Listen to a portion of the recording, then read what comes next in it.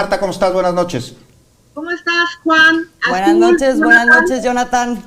Buenas noches a todos. Qué gusto saludarlos. Juan, Azul, Marta. Un gusto. Igualmente. Marta, ¿cómo ves este asunto de las refresqueras que se andan enojando porque dicen que sus productos le hacen daño a los mexicanos, que son nocivos para la salud? Pero ahí están las pruebas fehacientes y son irrefutables. Sí, y qué buen tema el hablar de esto, porque necesitamos que se esté mencionando todo el tiempo para que haya un cambio de mentalidad en nuestra sociedad. Estamos hablando de que esta situación de aumento desmesurado de la compra de refrescos comenzó más o menos en los 80s. Es decir, tenemos muchos años, porque antes México no era un consumidor que privilegiara los refrescos, las bebidas azucaradas, ¿no? Entonces, pues ahora estamos viendo que México es el primer consumidor de refrescos a nivel mundial. Esto es muy preocupante y lo curioso es que se pone énfasis en este asunto a partir de los casos de COVID-19 en México. Al principio, ustedes recordarán, parecía que a México le iba a ir muy bien por su población joven, en contraste con la de otros países en que su población, la mayoría era ya gente mayor. Entonces en México parecía haber un optimismo de que, bueno, es un país tan joven que no va a tener un gran problema con el COVID en cuanto a pacientes de riesgo. Pero, oh sorpresa, cuando nos informan que sí somos un país de alto riesgo por las enfermedades crónicas, enfermedades como la obesidad, enfermedades como la diabetes. Entonces, hoy es un momento clave para que nosotros, a partir de conocer que desgraciadamente mucha gente ha muerto por presentar algunas de estas enfermedades por un consumo desmesurado de azúcar, bueno, es el momento de que nos replanteemos cómo debe ser nuestra alimentación. Algunos dicen que la buena alimentación es más cara, probablemente porque los refrescos los han bajado a un precio muy barato.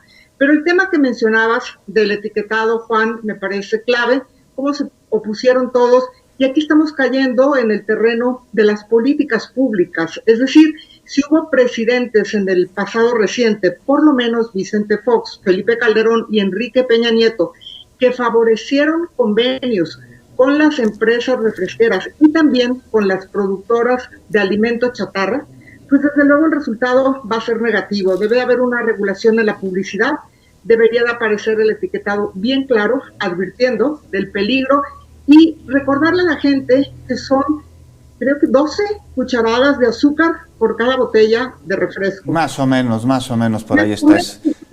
Coincidimos, sí es un veneno embotellado, lo que es el refresco y su concentración de azúcar. Sí, ¿cómo ves, Jonathan? Porque además se da esto en un contexto en el que digamos que ha arreciado la guerra en contra de todo, no nada más con este tema de las refresqueras, y ahorita cualquier cosa que dice Gatell, de repente se abrieron muchos frentes y han salido sorprendentemente, a pesar de que este asunto de los refrescos pues parecería algo muy obvio, han salido un montón de defensores de las refresqueras. ¿Cómo ves, Jonathan? El tema de las refresqueras es un asunto más a fondo de lo que lo están tratando los medios hegemónicos, Azul. Las refresqueras tienen un poder económico y un poder político impresionante en el mundo entero, pero en México lo tienen muy grande, más extendido, sobre todo por la alianza que tienen con las televisoras, con Televisa y con Televisión Azteca. Es una alianza, juntas hacen un poder fáctico. En el 2012, a inicios del sexenio de Enrique Peña Nieto, no sé si ustedes se acuerden de alguna iniciativa de varias organizaciones que pedían un impuesto en contra de la diabetes, que proponía en esencia gravar con 2 pesos los refrescos. Las refresqueras hicieron un cabildeo impresionante en la Cámara de Diputados, en la Cámara de Senadores. Hay información de que incluso les entregaban dinero en efectivo, les pagaban viajes a Las Vegas para ver funciones de box, para ver partidos de fútbol americano, y hicieron una gran campaña. Hay otro dato impresionante, por eso te digo que está ligado al poder de las televisoras, porque las organizaciones que en ese momento estaban peleando para una campaña que inhibiera un poco el consumo de los refrescos. Fue a Televisa, TV Azteca, a Milenio, y fue a contratar un espacio para que pudiesen hablar de este tema, un spot publicitario. Las televisoras se negaron. Están los testimonios de estas organizaciones.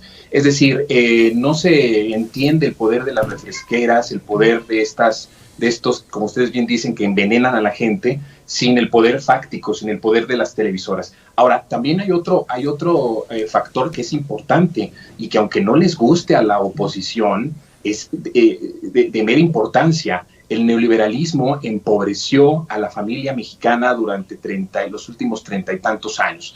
Esto quiere decir que en muchas poblaciones la única alternativa de consumo de bebida es el refresco. Literalmente, en muchos de estos pueblos llegan a las cabeceras municipales y todavía en burritos van cargando los repartidores de Coca-Cola a repartir a las tienditas de los barrios. En lugares donde no llega el agua, donde las refresqueras no hay agua potable, exactamente, no tienen agua potable, no tienen drenaje. Entonces, son dos factores. Por un lado, las refresqueras se están aprovechando de la pobreza en nuestro país. Se están aprovechando de la pobreza y a partir de esa pobreza están haciendo un gran negocio, envenenando a millones de familias, envenenando a millones de mexicanos, como bien lo decía Marta y bien lo dicen ustedes y el especialista que entrevistaron anteriormente.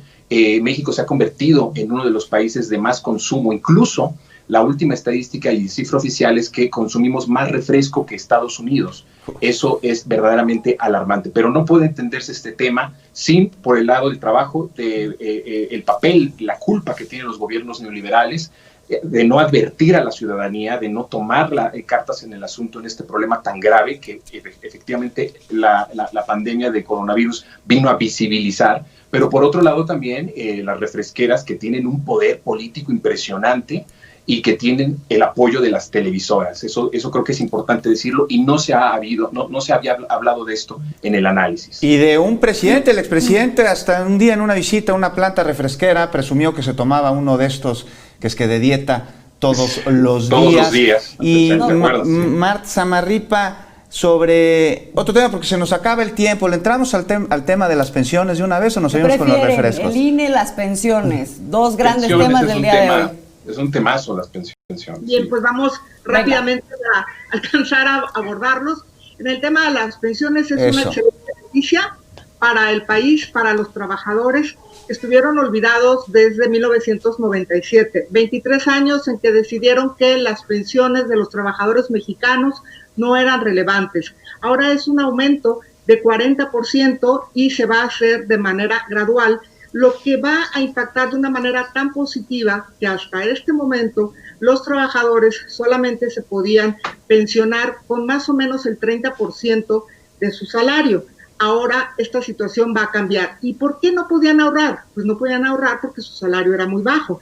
Y aquí me lleva a mencionar que fíjense qué curioso, en México pudo cambiar el aumento al salario mínimo de aquel 2% de los años anteriores, de los últimos 30 años neoliberales, pasamos a un 20%. Eso pudo cambiar y se esperaría que en este sexenio va a seguir aumentando.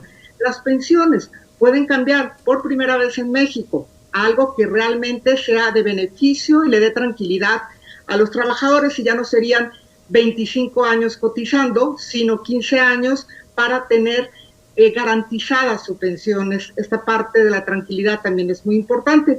Pero luego nos vamos al combate de la corrupción, el caso Lozoya, y vemos que también en esto hay cambio.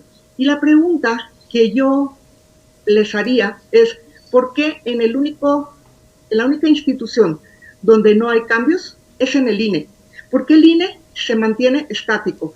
Recordemos que antes de la aprobación de estos 4 últimos consejeros electorales, que se dio el día de hoy por mayoría calificada de 399 votos, recordemos que los anteriores, y que todavía están vigentes porque su periodo no ha terminado, bueno, pertenecen al anterior régimen. Entonces no están sirviendo a la democracia, están sirviendo a ciertos intereses.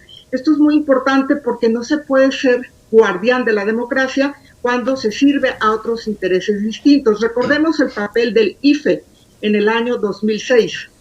No era una institución autónoma, como el INE tampoco lo es, aunque así lo publiciten y así lo digan. En el 2006 tuvimos el fraude electoral que queda para la historia negra del país, y en 2018, aunque lo presuman, no se respetó el voto de López Obrador porque quisieran, es que no pudieron hacer nada porque eran más de 30 millones de votos los que obtuvo. Entonces yo creo que sí tenemos que hacer lo posible para que el INE se mueva a lo que debe de ser un organismo democrático. Vienen las elecciones de 2021 y más preocupante, la de 2022 de la revocación de mandato. Muy bien. ¿Cómo vamos a confiar en el INE si no cambia y lo que le importa es su sueldo?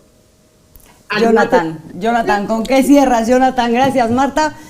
Nos queda poquitito tiempo, ya nos tenemos casi que despedir. Sobre las pensiones, es un acto de justicia del gobierno de la Cuarta Transformación. Recordemos que fueron privatizadas y esto afectó a millones. De un minuto a otro, en el sexenio de Ernesto Zedillo, se consumó un atraco grandísimo, que significó que de repente millones de trabajadores se quedaron sin su pensión porque pasó de la cotización de 10 años a 25. Hoy se hace algo de justicia, creo que es importante, es un día histórico, lo que se anunció hoy por la mañana en la conferencia matutina, y creo que es un paso más para la reivindicación, porque las pensiones y los derechos laborales no son un regalo del Estado ni de los patrones, es la lucha y es el trabajo de millones de trabajadores. Esto creo que es importante. Y bueno, creo que es histórico por este contexto de que en los periodos neoliberales prefirieron individualizar, porque así lo llamaron, no dijeron privatización, dijeron individualizar, es decir, dejaron a los trabajadores rascarse con sus propias uñas y lo dejaron al amparo de lo que se llama el interés del mercado, de los caprichos del mercado. Ahora por fin hay una reivindicación, creo que es positivo, y creo que este gobierno está dando pasos firmes para hacer justicia por fin a los trabajadores, y eso creo que hay que celebrarlo en este espacio, y que la gente sepa que es una gran propuesta, pero solo es el inicio de esta reivindicación. El inicio. De la reforma neoliberal en el 97. Hay mucho que hacer todavía, hay muchos pendientes. Muchos pendientes. Muchas gracias, Marta. Nos Jonathan. despedimos, Marta, Jonathan. Juan, Azul, Marta. Buenas noches, nos vemos el próximo miércoles.